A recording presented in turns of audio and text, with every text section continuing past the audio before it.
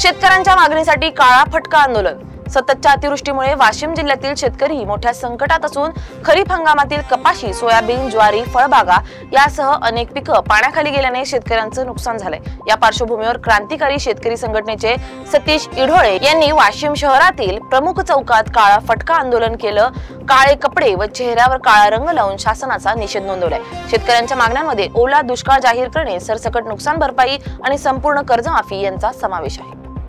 आज आम्ही माननीय कलेक्टर साहेबांना एक निवेदन दिलं की आमचा वाशिम जिल्हा ओला दुष्काळ जाहीर करा।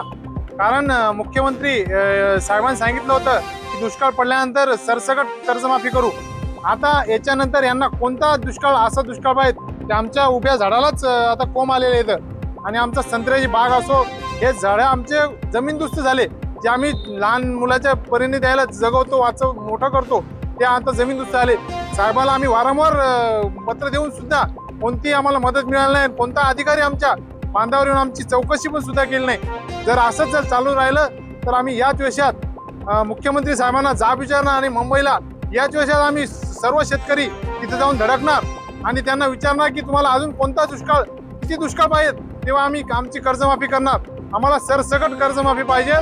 तुमची तुटपुंजी मदतीने आमचं काहीच होणार नाही। कारण आमचं आता येणारं रब्बीचं जे हंगाम आहे ते आम्ही कोण्या भरोशावर, कोण्या याच्यावर आम्ही करणार। कारण आमचं पीक तर असं सर्व पाण्यानं ओढून नेलं, आता याच्यानंतर आम्ही काय करणार हेच आम्ही मुख्यमंत्र्याला विचारणार।